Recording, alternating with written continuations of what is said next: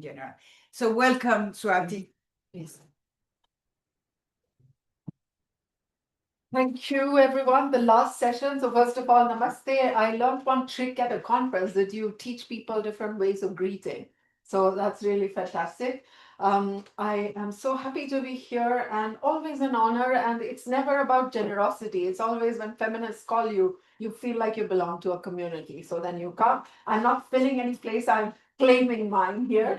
So I'm just delighted to be here. I had a bit of a back problem, so I'm kind of also in a little bit under the influence of pills, so you don't know what I might end up saying or not saying. So bear with me. But I really want to talk about generally about what has happened in the last week, and I'm sure that you have talked a lot about Palestine and also about Russia next door. But there's so much happening in the world, and I think as a person trained in international relations, I've always been frustrated that the spotlight is always on some areas and we have ignored the rest of the world, Sudan, Bangladesh. I mean, there's no dearth of violence in the world, but my point is there are some places where very serious violence and escalation has happened. And in Sudan, you had areas declared as famine areas, and one among the other research that I do is on famine violence. And I don't think we are talking about what hunger is doing to people, not just in Sudan, but also now in Gaza as we hear those horrifying stories. Such a spectacle it was this week, right? Last week to watch Mr. Trump in Qatar getting the $400 million jet and, the kind of hobnobbing with the rich and influential of the Arab world. So I say that this genocide is on many, many hands, it's not just Mr. Trump and Netanyahu. So on that note, it's important to talk a little bit about also my background. I'm trained in IR, but I do work on gender and conflict.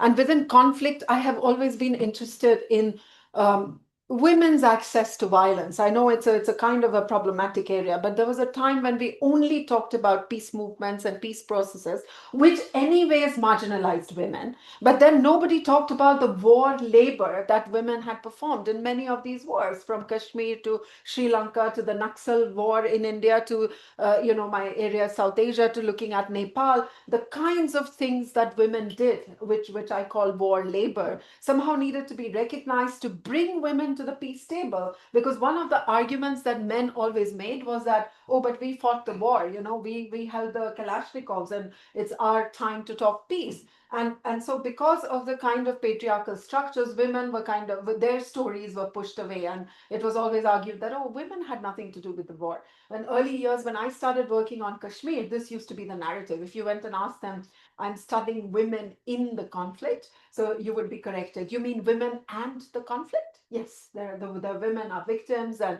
they have suffered, but never what they did in the militancy or in the conflict. So it's really interesting how it's portrayed in the media. So I think I started looking at how women, become access spaces of violence, become perpetrators. In that context, it's also important to remember what feminist work has done in this field of gender and conflict. So we start with thinking about all the peace movements, all the anti-war activism that contributed so much. And then you had feminists talking about how wars are gendered, conflicts are gendered, and that women are victims, they are survivors. But they also are somehow there are gendered representations of women in war. I mean, most of the wars are fought over gender issues. So how that plays into the whole thing, gendered nationalisms that become very important. And then subsequent to that, in the third stage, I would argue, we started thinking about different kinds of masculinities in war and what masculinity does. And particularly since then, there has been so much work and I would say hyper visibility of what I call sexual violence in war. I think IR feminists have completely only focused on this. I am very respectful, grateful to colleagues who have pointed it out that this happens in war, but I think it's an overdone field. It's attracting, or there's a kind of exceptionalization that something unique is happening in war zones where women and men also are getting raped.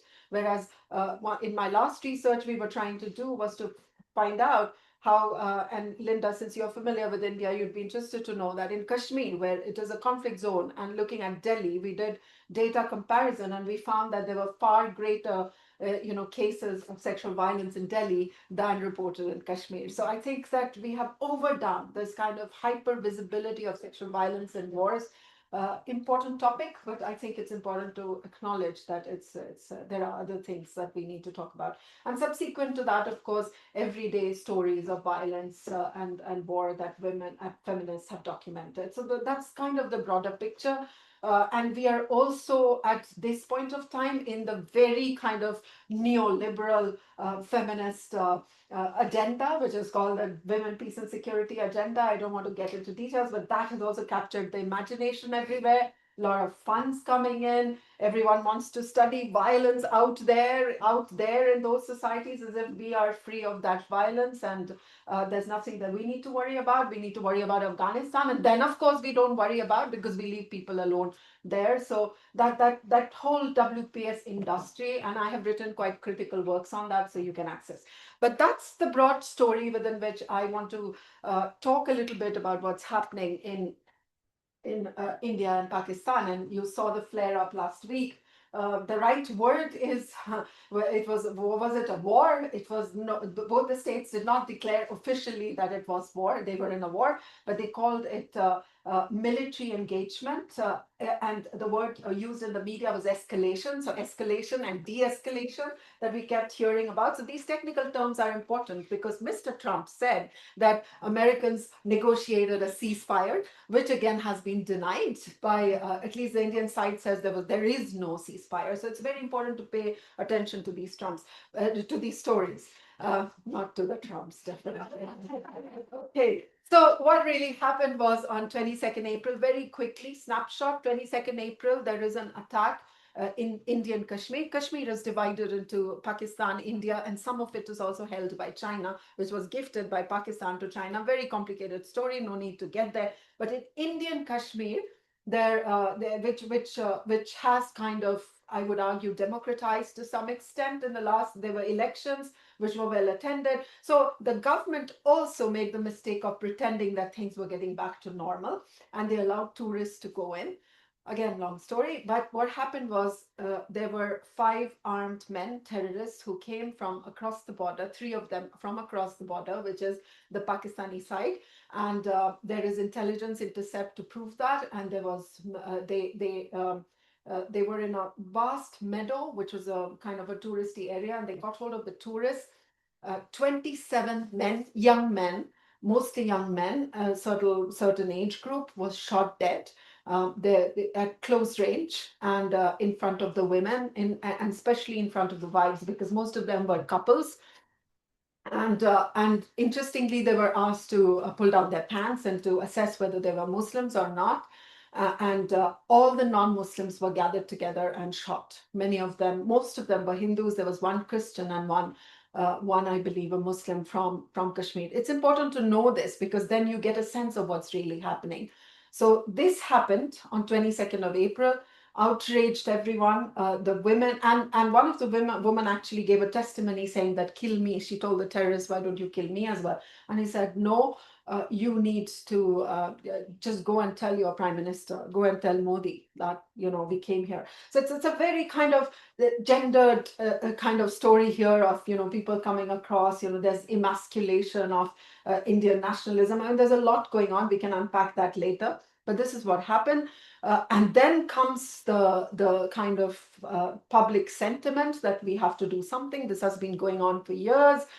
India had earlier in 2019 and 2016, under this regime, which took power in 2014, taken some kind of military action, surgical strikes in Pakistani territory on terrorist camps. They had done that in the past, which was really upping the ante, because you actually did not see an aggressive India before that, which would actually see which would think about actually attacking terrorist camps. So this is a new thing. And this time, people were waiting for a similar response, because this was huge, because they came in and they shot these people. It was brutal murders of 27 people. So on 7th of, and then we were told that we have to prepare for the war. And so mock drills, war drills were supposed to be held on the 7th of May all over the country. Everyone, even outside that we also got paranoid because our families were there. Children were all doing drills, going under the bed. I mean, war preparedness. These are huge countries. They are both nuclear powers, right? And then, so this is 7th that it was supposed to be held. So people had started thinking about it. Army had circulated a lot of, videos about how to prepare for a war, right? How to create civilian defense forces and things like that.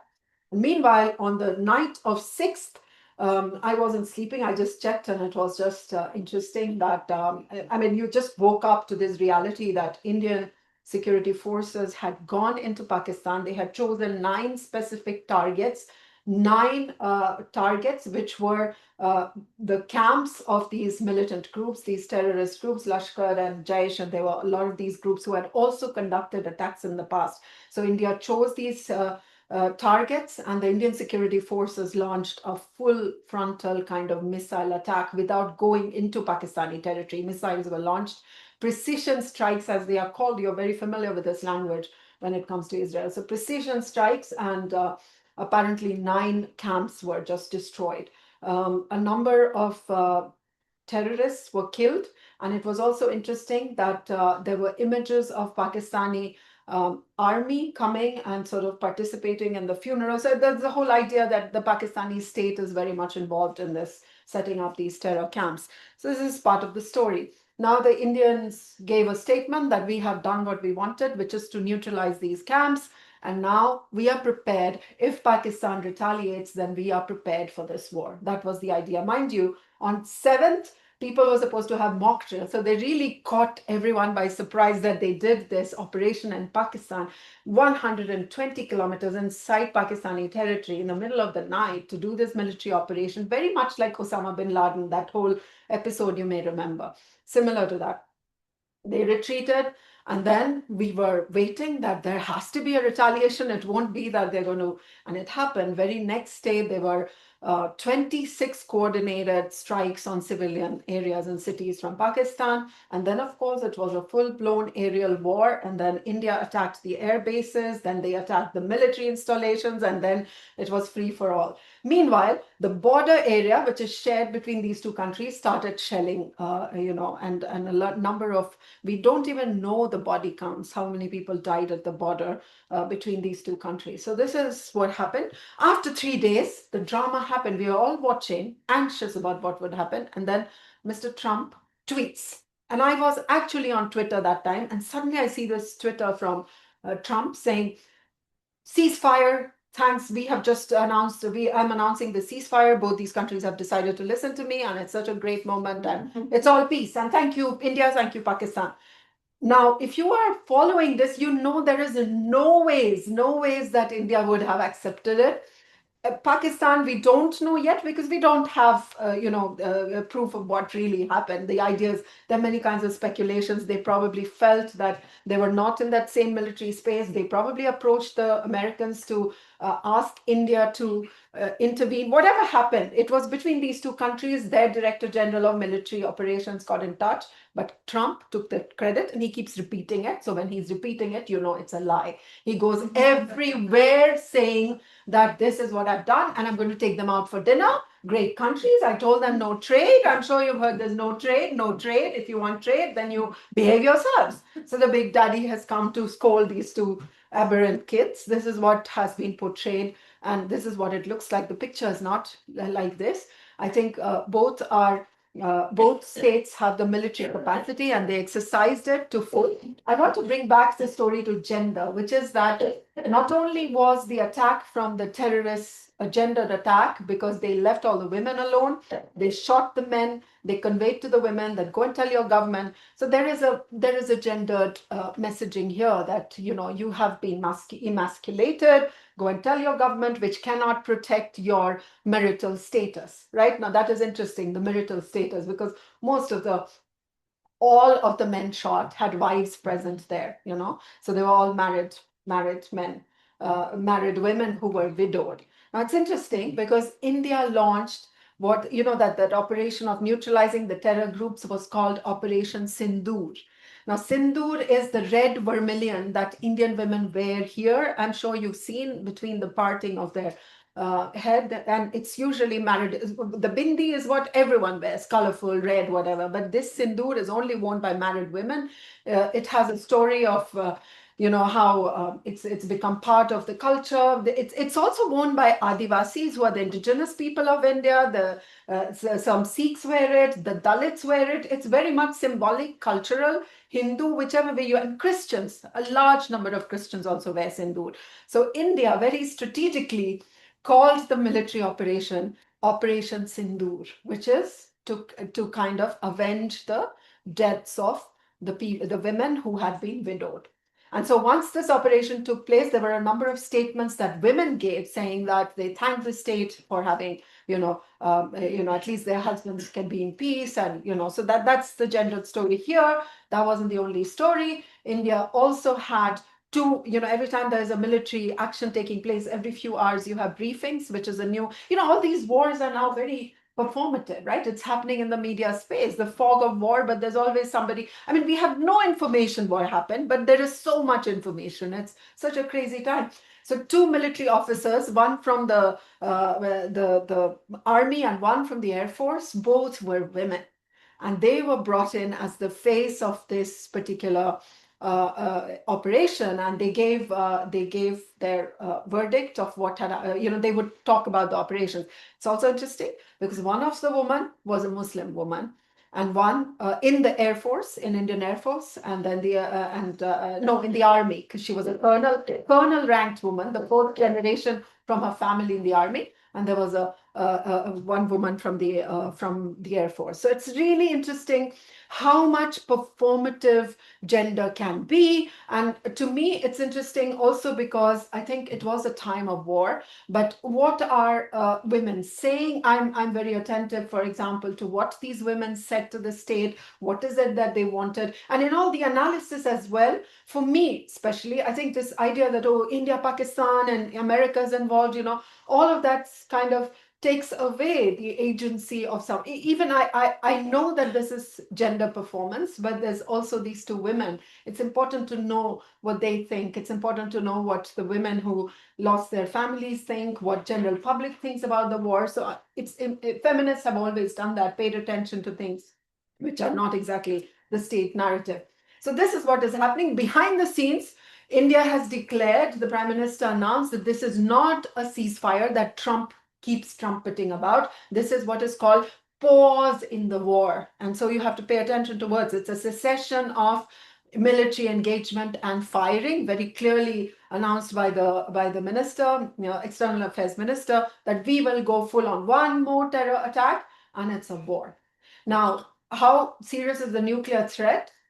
We don't know. It is argued that Pakistan probably used, because India and China have a no first use policy. They are not going to use nuke first, and they have signed that clause.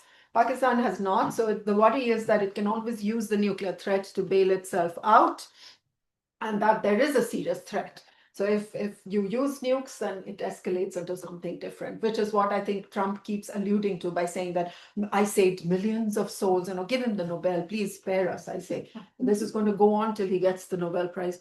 So this is the situation, and the war has, any kind of military situation has a kind of, of course it's about gender, of course it's about how states behave and the masculine rhetoric of the state. But I want to conclude here by just one point, that gendered myths about wars are very comforting about any conflict. If it is, men make war, women are making peace, this is what the state behaves like this is so normal. So this kind of normalization, today we have normalized a lot, right? So there's a kind of gendered mythification in wars, which I think is because we feel comforted by that. But as someone who has studied wars for 2 decades now, I would say that if you dismantle these stories, if you, for example, start talking about how this protected narrative does not work, women are also protectors, women are also protected, men have kind of not wanted to fight in wars. right? Women have wanted to fight in wars. When you mess up this war story from bottom up,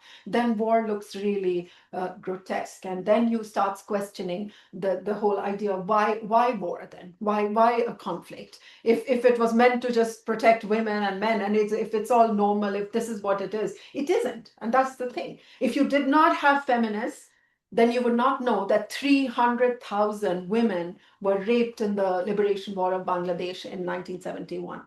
I'm giving you the figures. We start learning about sexual violence in wars from the Bosnian War, the 90,000 women, right? Go back to 71 when this has happened as a war strategy. So thanks to feminists, many of them were tried in Bangladesh. Our feminist friends did all the research, collected those testimonies, great risk to themselves. So we are very grateful that we are able to dismantle these stories. And to me, I think I've never been afraid to say that I am not a pacifist. I have worked with so many also marginalized communities, even in Kashmir, and I think I've presented that this is their perspective, right? How do I analyze it? How do I, as a researcher, as a scholar, make that judgment about people who are waging war in the Naxal areas of India? I don't know. I don't have an answer to that I can go and say, oh, why are they fighting this war? It's so terrible. They're killing the security forces. I don't know. I'm putting this dilemma on to you. I know we love peace in the world. I find that women are also craving for spaces in this world of violence, and I don't see any reason as a feminist scholar to deny them that. I don't condone it. I'm not saying it's the best outcome, but as feminists, we have to be attentive to women as perpetrators, women who are part of this war machine, women who are, who are also looking to participate in this moment of violence. And I think I'll stop there. Sorry I took so much time. Happy to take questions.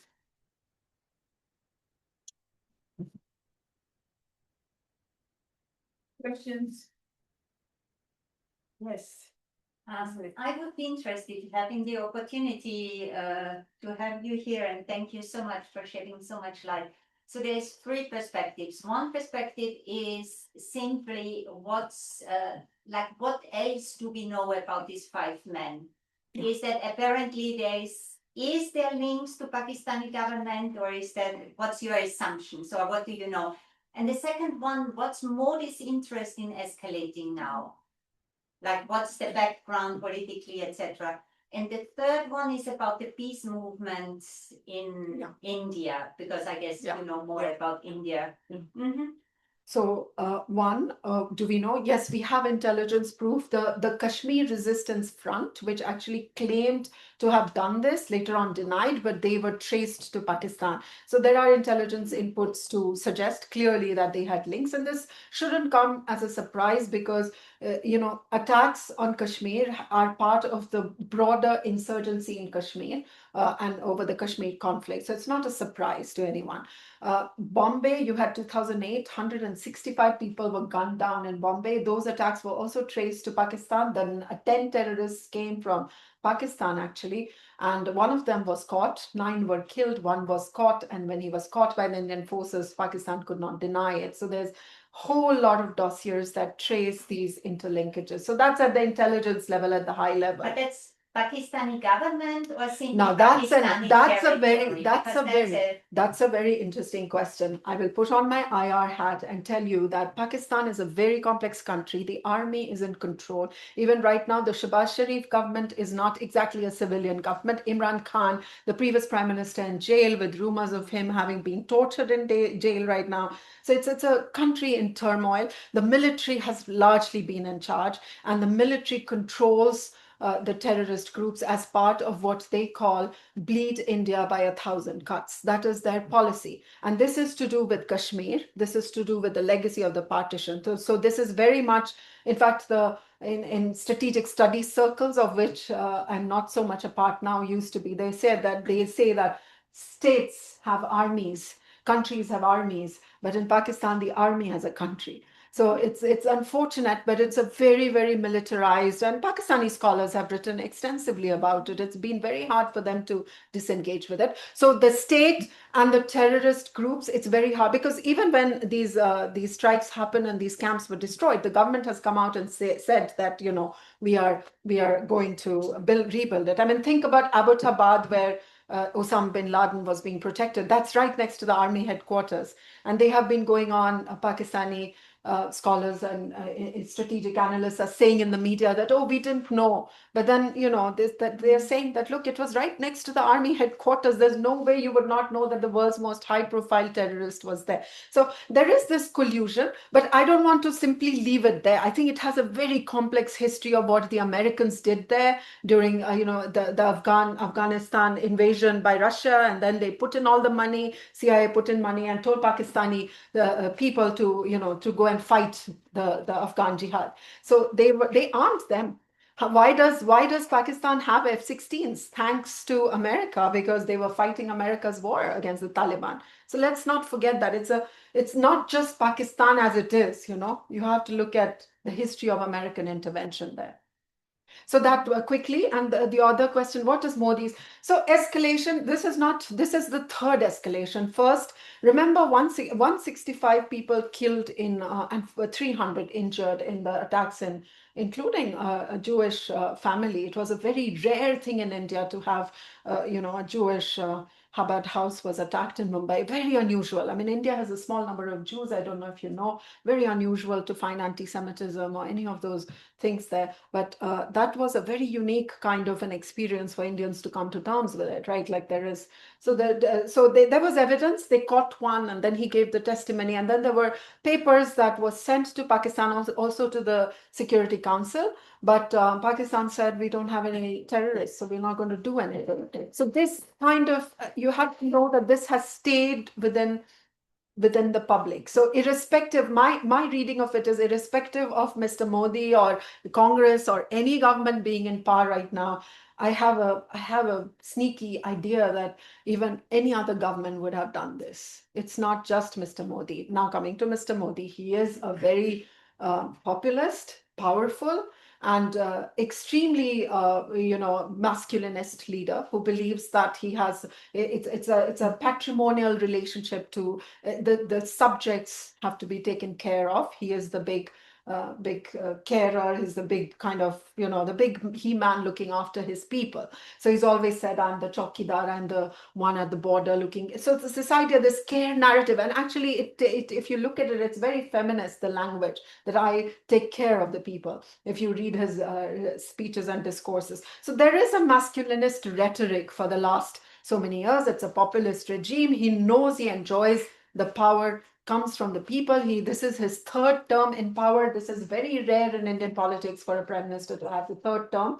It's very popular. And don't forget, on this occasion, and I want to point out, Muslims with whom Hindus have a very difficult relationship in India, as Linda has done work and knows, this time you have had such a fomenting of nationalist ideas that Hindus and Muslims have all come together demanding that the government take an action. And this is a shift that I have not seen this in my life. This is for the first time I'm seeing opposition members of parliament, including a very prominent Muslim leader who has been so critical of the government, so critical, going totally like this is the enemy that has to be annihilated.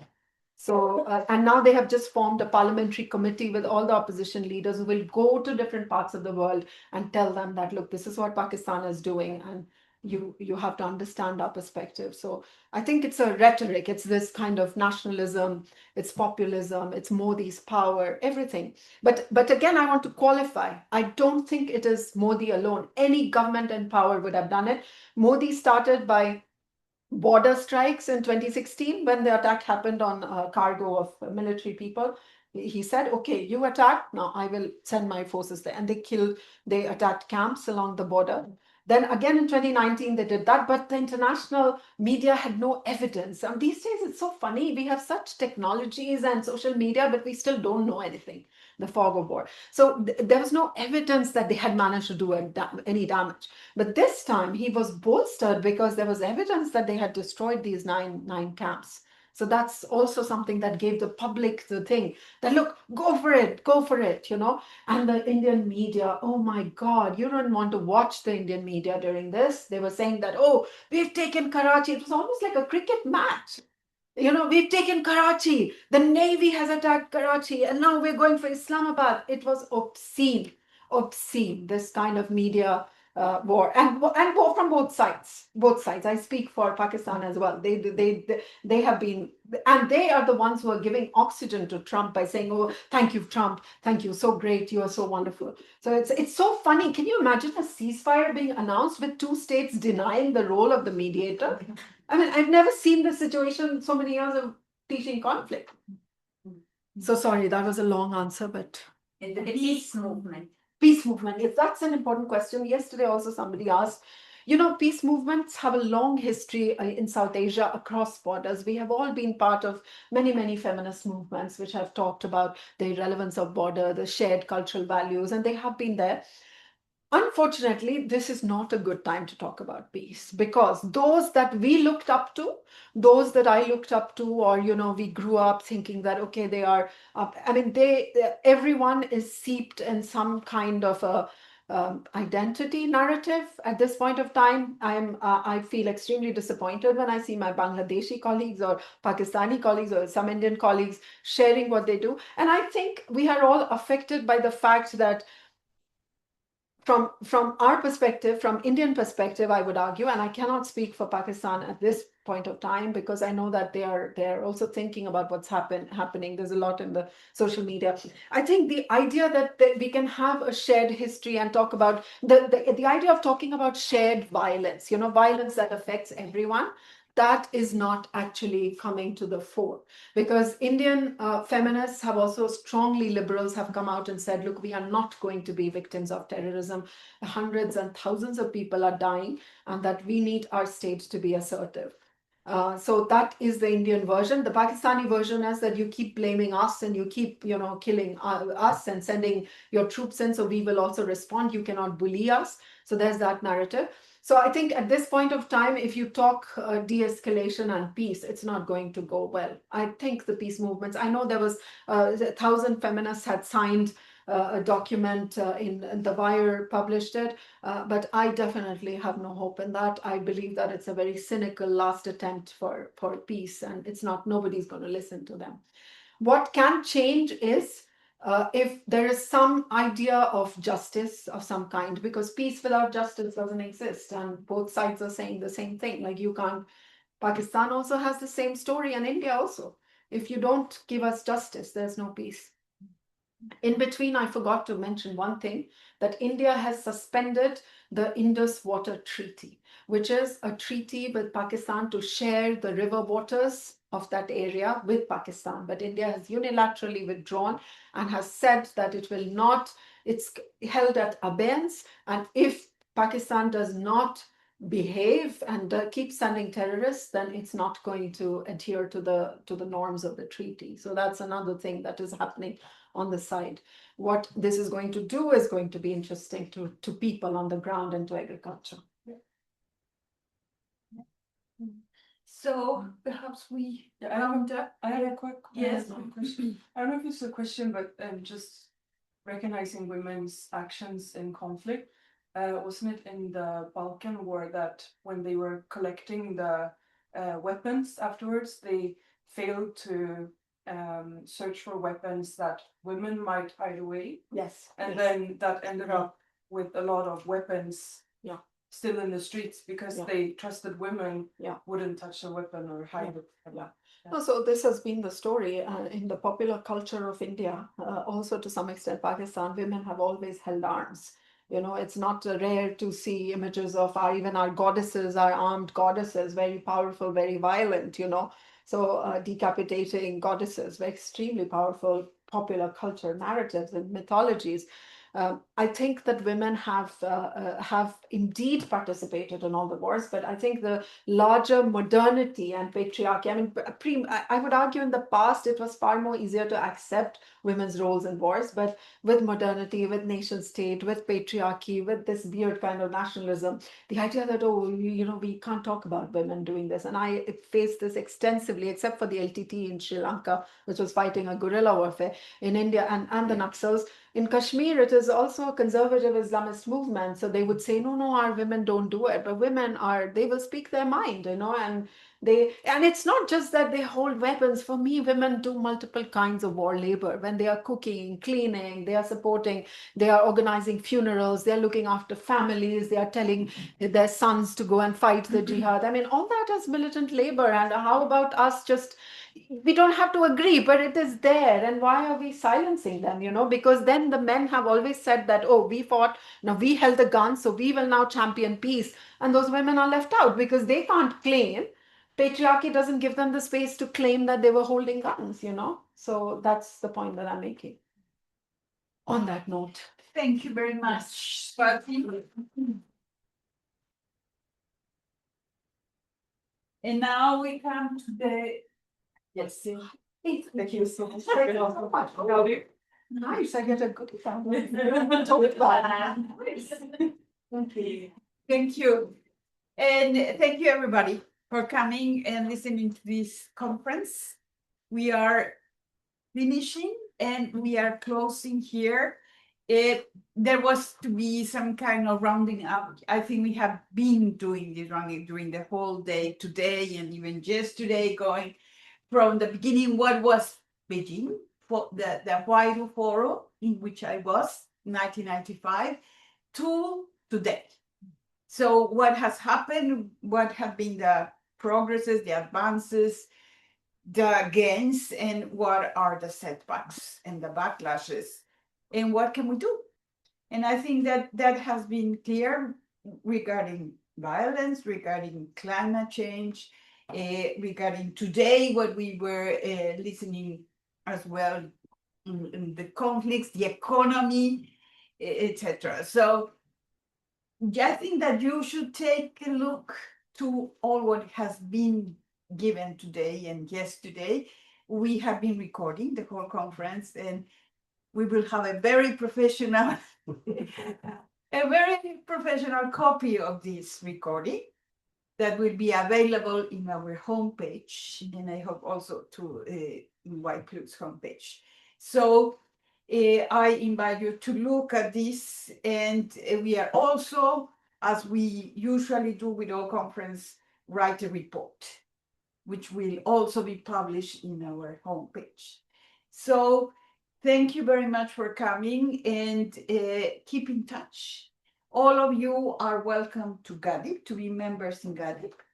If you are sufficiently motivated and inspired by all these things, please join us.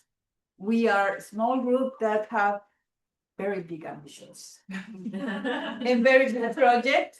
We have been there for 15 years and we are still alive. So thanks to you and thanks to many of our volunteers. We don't have many funds, but we are funded here by different projects, but we have a lot of energy and we want to continue. Thank you.